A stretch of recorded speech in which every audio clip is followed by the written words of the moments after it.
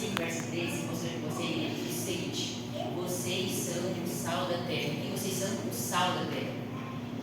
Ora, se o sal vier a ser insípido, como lhe restaurar o sabor? Para nada mais sério que ser jogado fora, ser pisado pelos homens. Aí o versículo 14 vai além e diz que além de ser o sal, nós somos a luz do mundo. Vocês são a luz do mundo. Vocês são a luz do mundo. Não se pode esconder uma cidade situada no alto do monte, nem se acende uma lamparina para colocá-la debaixo de vocês, mas no lugar adequado, onde ilumina bem todos que estão na casa. Assim brilhe também a luz de vocês, para que vejam as boas obras que vocês fazem e glorifiquem o Pai de vocês que está no céu. Amém. Vamos, com esse pensamento, vamos meditar nesse texto, e enquanto isso, vamos fazer uma oração. Senhor Deus, abençoe esse dia, essa noite, faça com que a gente possa sair daqui diferente, que a gente possa sair daqui reavivado. Abençoe essa noite, nos dê fé, sabedoria e proteção, em nome de Jesus Cristo. Amém. Amém, Pai. Vamos, para começar, o meu tema é o reavivamento do Espírito Santo. Na Bíblia, nós temos vários exemplos de reavivamentos na Bíblia. Na história, nós temos vários exemplos, mas a maioria dos exemplos de reavivamentos, dos reavivamentos recentes que aconteceram na história, a maioria deles começaram nas universidades. Não sei se vocês sabem, igreja, mas a Universidade de Oxford, por exemplo, começou com um viés cristão, um viés voltado para a palavra de Deus, mas ela acabou se perdendo. Infelizmente, o diabo entendeu que ele precisava tomar conta desses ambientes de escolas, de universidades, ele entendeu que precisava criar espaço dentro desses ambientes.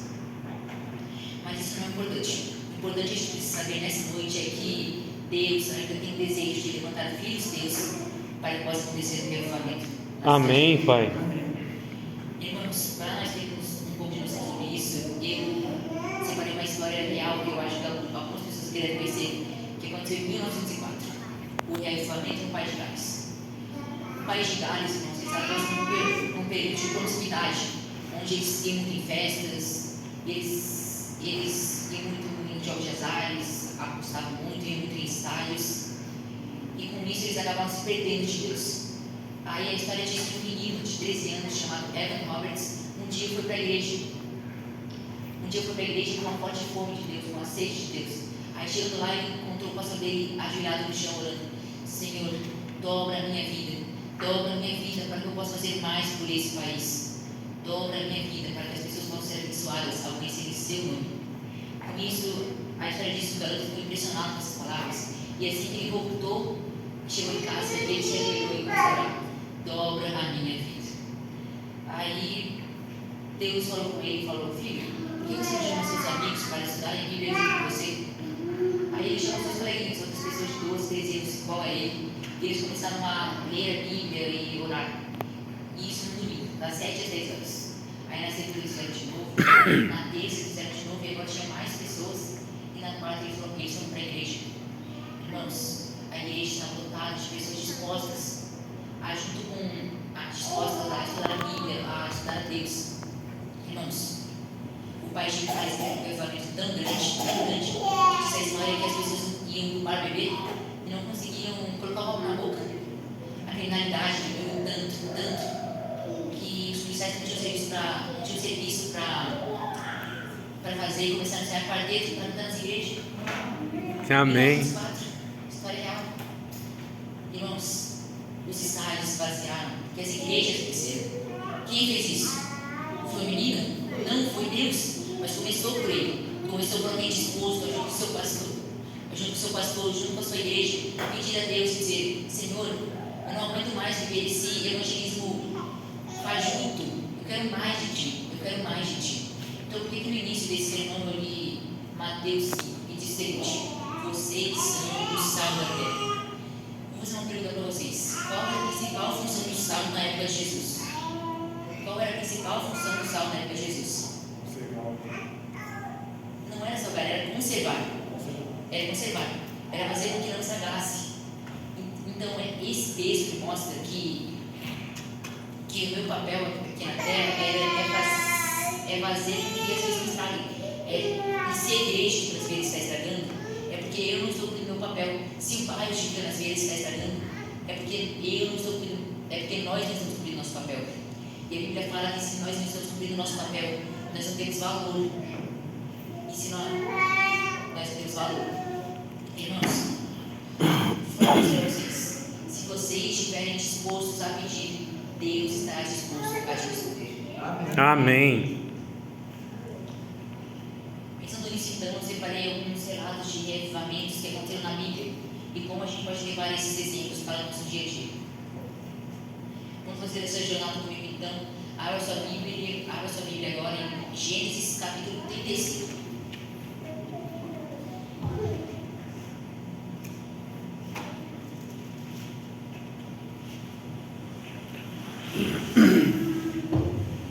Gênesis capítulo 35, do verso 1 ao 7.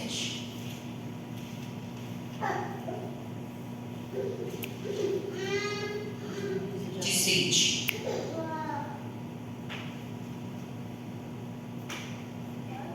Gênesis capítulo 35, do 1 ao 7, diz o seguinte: Deus disse a Jacó: levante-se e vá para Betel, e habite ali, faça-lhe um altar ao Deus que lhe apareceu no dia do seu irmão Esaú.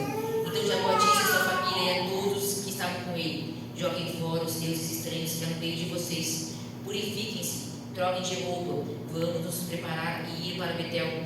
Farei ali um altar ao Deus que me respondeu no dia da minha angústia e me acompanhou no caminho onde eu andei. Então deram a Jacó todos os deuses estranhos que tinham em mãos e as argolas que lhes pendiam as orelhas, e Jacó os escondeu debaixo do carvalho que está junto a Siquém. Quando eles partiram, o terror de Deus invadiu as cidades vizinhas e não perseguiram os filhos de Jacó. Assim Jacó chegou a Luz, chamada Betel, que fica na terra de Canaã. Ele e todo o povo que estava com ele, e edificou ali um altar, e aquele lugar deu o nome de El Betel, porque ali Deus havia se revelado a ele enquanto estava fugindo. Amém. Irmãos, interessante esse momento aqui. Se nós formos para o capítulo 34 na Bíblia, nós vamos encontrar no capítulo 34 um momento em que os filhos de Jacó estavam distantes de Deus, estavam vivendo promiscuidade, onde eles eram muito briguentos e tinham muita facilidade para arrumar confusão. Aí Jacó teve medo que os filhos dele pudessem levar o povo a ter uma guerra. Aí no capítulo 35 nós encontramos Jacó orando a Deus, dizendo: Senhor, o que eu preciso fazer para salvar a minha casa, para salvar a minha família? Jacó entendeu que o reavivamento precisava começar pela família dele, para que a família dele pudesse ter experiências mais claras com Deus. Aí Deus responde e ele diz: Jacó, você precisa voltar no primeiro lugar onde você teve suas primeiras experiências com Deus. Interessante é que todo o reavivamento bíblico precisa ser compartilhado com momentos que você viveu lá no início da sua jornada com Deus. Por isso que em Apocalipse 2, 4 ou 5, Deus fala o seguinte: volte ao primeiro amor. O que você lembra quando você se converteu e seu coração fluía pela causa de Deus? Irmãos, com o passar do tempo, muitas pessoas têm vivido uma vida cristã apenas de aparência. Aí Deus fala para Jacó, você precisa voltar a Betel. E voltando a Betel, você precisa viver de novo. Você precisa ter novas experiências comigo. Você precisa ter novas experiências na palavra. Irmãos, uma característica que todo reavivamento bíblico tem. Os reavivamentos bíblicos têm várias características, só que duas delas se repetem sempre. Duas características sempre se repetem. Primeiro, todo reavivamento bíblico teve abandono de pecado. E segundo, todo reavivamento bíblico teve vitória. Toda vez que o povo entendeu que precisava se reavivar, toda vez que o povo entendeu que precisava abandonar os seus pecados, Deus dava vitória. O que eu acho mais interessante disso é que Deus primeiro pediu para que o povo pudesse se esvaziar. Antes que Deus pudesse encher o povo, Deus pede para o povo se esvaziar. Antes de Deus te preencher, Ele primeiro precisa te esvaziar.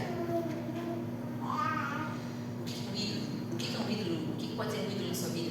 Geralmente a gente pensa em ídolos como estátuas, imagens que a gente se ajoelha para orar. Mas o que pode ser um ídolo na sua vida? Qualquer coisa que possa roubar o lugar de Deus na sua vida pode ser um ídolo. Para o povo, para os filhos, para as filhas de Jacó, os ídolos para eles eram os deuses estranhos que estavam dentro da casa deles. Eram as joias que estavam no pescoço e nas orelhas. Isso era um ídolo para eles. Aí naquele momento Deus estava falando para estava falando assim: olha, vocês precisam esvaziar-se, vocês precisam se esvaziar, vocês precisam abandonar essas coisas e viver uma nova vida ao meu lado. Esse chamado de Deus para esse esvaziamento era necessário, irmãos, para que Deus pudesse preencher o povo de uma forma mais correta, de uma forma mais completa. Depois que o povo começou a buscar mais a Deus, depois que o povo fez um altar em Betel, depois que Deus permitiu que o coração deles fosse esvaziados da vaidade, do orgulho, da promiscuidade, a partir daí que Deus permitiu habitar no meio deles. Só a partir daí que Deus permitiu habitar na presença deles. Interessante que eles enterraram essas coisas. Deus pediu para eles entregar essas coisas, esses ídolos para Ele, e eles foram lá e enterraram nos pés das árvores, dizendo ao Senhor: Senhor, a gente não vai mais manter essas coisas, nós vamos abandonar essas coisas e viver de novo, viver novas experiências ao seu lado. Os avivamentos bíblicos sempre tiveram a consequência de abandonar os pecados e mudar o rumo da sua vida. E a partir daí diz a Bíblia que Deus deu um temor no meio do povo, onde o povo começou a temer mais a Deus. E a guerra que eles tanto temiam não aconteceu. Deus deu vitória para eles pelo simples fato de eles terem voltado o seu coração para Deus. Qual é o ídolo que Deus precisa tirar da sua vida hoje? Qual é a sua Betel? Onde é o lugar que Deus precisa te falar para você se esvaziar, para você viver, para você se aproximar mais dele? Irmãos, eu acredito nesse tema, por isso que a gente está falando sobre isso nessa noite, por isso que a gente está falando sobre essa temática. O segundo revivamento que nós vamos ter se encontra em Josué 7. Esse aqui também é fundamental. Em Josué 7,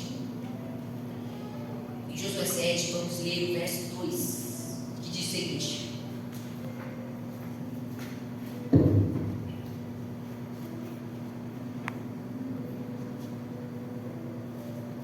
do 2 até o 7. Josué enviou alguns homens de Jericó até a cidade de Ai, que está junto a Bet-Aven, a leste de Betel. Betel aqui de novo. E lhes falou, dizendo: vão e espiem a terra. Os homens foram espiar a cidade e voltaram a Josué e lhes disseram: não é necessário que vá todo o povo, bastam uns 2 ou 3 mil homens para atacar a cidade de Ai. Não fatigue ali todo o povo, porque são poucos os inimigos. Assim, apenas uns 3 mil homens do povo foram até lá, quais fugiram diante dos homens da cidade de Ai. Os homens dali mataram uns 36 deles e perseguiram os outros, desde o portão da cidade até as pedreiras, e os derrotaram na descida. E o coração do povo se derreteu e se tornou como água. Então Josué rasgou suas roupas e se prostrou com o rosto em terra diante da árvore do Senhor até a tarde. Ele e os anciãos de Israel lhe puseram pó sobre a cabeça. E Josué disse: Senhor Deus, por que fizeste esse povo passar o Jordão para nos entregares nas mãos dos amorreus, para sermos destruídos, antes tivéssemos contentados em ficar do outro lado do Jordão? Senhor, que direi, pois Israel virou as costas diante dos seus inimigos. Quando os cananeus e todos os moradores da terra ouvirem isto, nos cercarão e apagarão o nosso nome da face da terra. Então, o que farás ao teu grande nome? Irmãos, interessante esse referendo aqui, que olha o que estava acontecendo.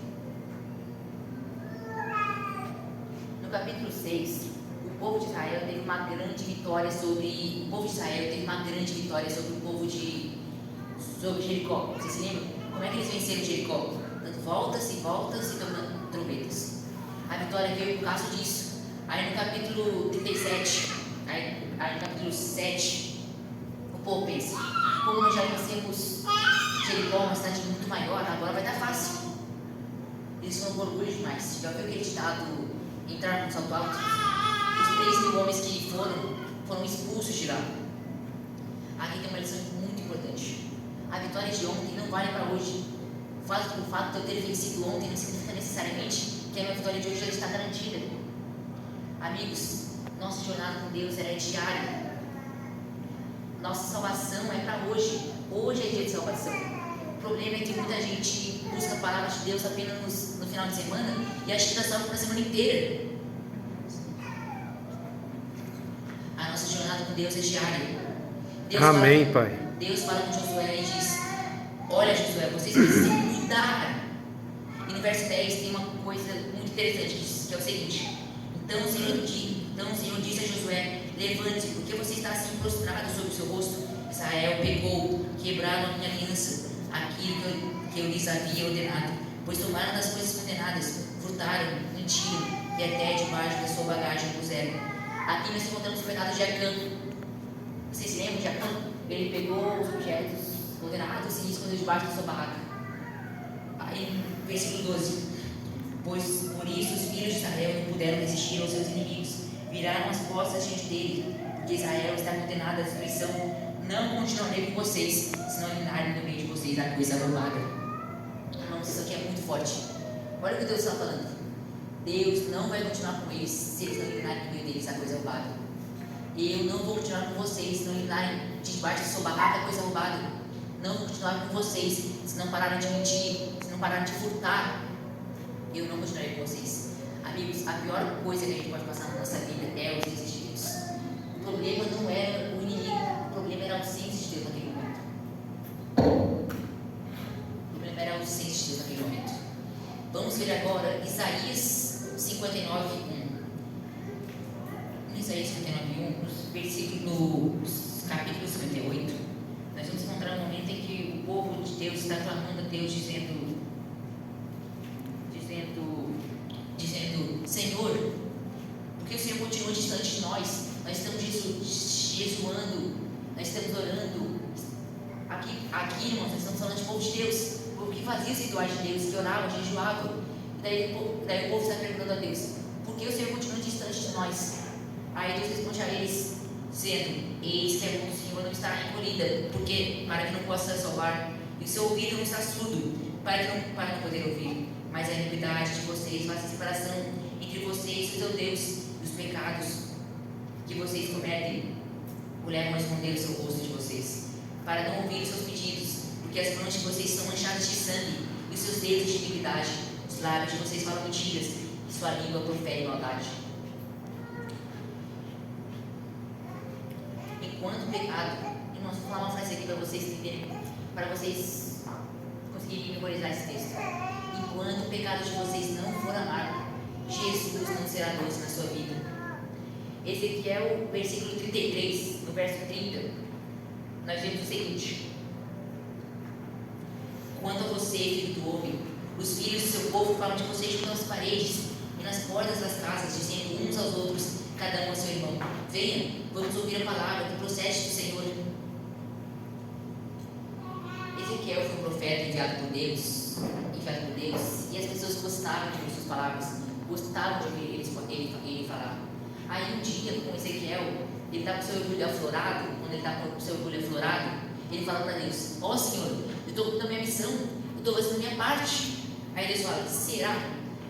Verso 31: eles vêm até você como o povo costuma vir, assentam-se diante de você como o meu povo e ouvem suas palavras, mas não as põem em prática. Com a boca professam muito amor, mas o coração deles só menciona lucro. Para eles você não passa de alguém que canta canções de amor, tem uma bela voz e é um bom músico, porque ouvem as suas palavras, mas não as põem em prática.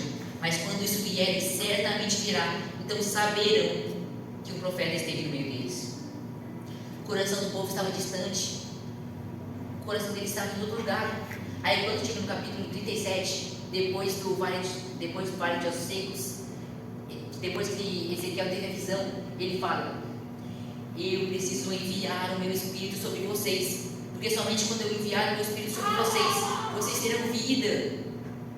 Eles só teriam vida quando o Espírito Santo fosse derramado sobre eles. Salomão, o que mais que você tem sobre revivamento? Esse vai ser o último verso, os últimos versos que a gente vai ver essa noite. Malaquias 4, 5. Malaquias 4, 5. Malaquias 4, 5, nós vamos encontrar a última profecia do Antigo Testamento, que diz o seguinte: Eis que eu lhes enviarei o profeta Elias, antes que venha o grande e terrível dia do Senhor. Ele converterá o coração dos pais aos seus filhos, e o coração dos filhos aos seus pais, para que eu não venha e castigue a terra com maldade, com maldição. Irmãos, para nós entendermos essa profecia, nós precisamos entender primeiro quem era Elias. Essa aqui é uma profecia muito longa que eu precisaria de um sermão inteiro para explicar ela, mas se nós entendemos quem é Elias, nós conseguimos entender melhor isso. Primeiro, Elias foi enviado por Deus, o profeta Elias foi enviado por Deus, teve um tipo de promiscuidade, onde os profetas de Baal haviam dominado aquela região. O povo estava idólatra. Elias foi enviado por Deus para trazer uma mensagem dura, mas uma mensagem de decisão. Qual que era a mensagem de Elias? Primeiro, o nome de Elias já era uma mensagem. Qual era o nome de Elias? Qual que significava o nome de Elias? Como que significa o nome de Elias? O Senhor é meu Deus. Então, se uma pessoa chegasse em Elias e falasse assim, qual o seu nome? Aí Elias falava, o Senhor é meu Deus. Não importa quem sou, importa quem é meu Deus. Irmãos, e quando Elias sobe em cima do monte, e antes de ele fazer aquela oração para cair fogo do céu, ele faz um convite para o povo, sendo: vocês não podem viver entre dois pensamentos, ou vocês são de Deus, ou vocês são de Baal. E aí ele não estava falando para o povo de Baal, ele estava falando para o povo de Deus que precisava se decidir. A promessa de Deus é de que nos últimos tempos ele enviaria mensageiros de Deus, e esses mensageiros de Deus iriam trazer uma mensagem, uma última advertência ao mundo. Mas Salomão, quem são esses Elias? Deveria ser cada um de nós. Igreja, deixa eu te falar uma coisa. Deus tem pressa em voltar, mas Deus também tem pressa em salvar os teus filhos, em salvar a tua igreja. Eu vou ter que falar uma coisa aqui que vai no meu coração, mas eu falo com muita lágrima. Tem muitas pessoas, tem muita gente que está brincando de ser cristão, está sendo cristão apenas de aparência. Amigos, deixa eu falar uma coisa que Deus está pedindo para eu dizer aqui, que serve para mim também. Pelo amor de Deus, igreja, não me entenda bem. Deus precisa nos salvar hoje, para que possamos ser os Elias de Deus. Deus tem pressa em voltar, mas Ele depende tanto que você se entregue a Ele nesse momento, porque Ele é longânimo com você. Por isso que a minha mensagem nessa noite é uma mensagem nessa noite de quarta-feira, é uma mensagem de advertência, mas também é uma mensagem de salvação. O desejo Amém. de Deus é de que nos últimos tempos Ele enviaria, o desejo de Deus é de que algo diferente aconteça, de que o nosso coração possa se desdobrar pela causa dele. Amém. Nesse ano. E de que você entenda o tempo que estamos vivendo. E decida voltar-se para Deus hoje. Amém. Amigos, volte-se para Deus antes que Deus volte. Porque, amigos, a obra não é nossa, a obra é dele. Irmãos, eu ouvi duas histórias nessa semana, que já aconteceu faz tempo, mas eu vou contar aqui para vocês. A primeira história é de uma mulher que estava falando com o seu pastor, estava relatando uma coisa que aconteceu com ela. Aí ela falou: pastor, eu estava assistindo na minha casa, a igreja, o programa da TV Novo Tempo. Aí quando eu estava assistindo aquele programa, 2 milagres aconteceram na minha vida. Irmãos, essa mulher estava com um peso nas costas dela, uma angústia nas costas dela, por mais de 30 anos. Porque um dia, quando o filho dela ia nascer, uma pessoa falou que ela precisava entregar o filho dela para Deus, batizar o filho dela, para que o filho dela pudesse ser salvo. O filho dela nasceu e morreu e ela não batizou ele. E ela carregava essa angústia por mais de 30 anos.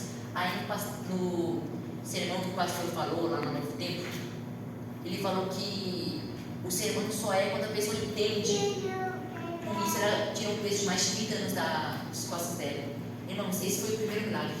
O segundo milagre foi que nunca tinha alcançado o dever oferido na TV dela.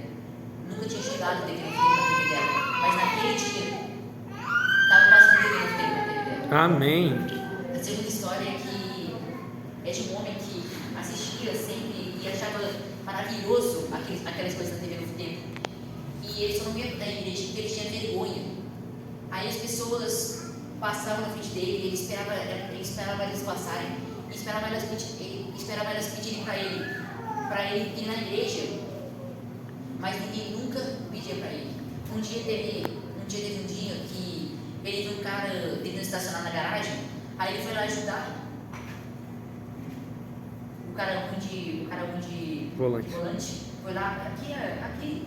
Aí ele foi lá, ajudou, e o cara não chamou ele para ir para a igreja. Aí teve uma menina de 17 anos que morava lá no interior da Bahia. E um dia eles tinham um forte desejo de mandar uma mensagem para sua prima, que morava na Bahia, que eles não se viam há muito tempo. Aí eles tinham esse forte desejo. Aí ela mandou uma mensagem dizendo: o Senhor está te convidando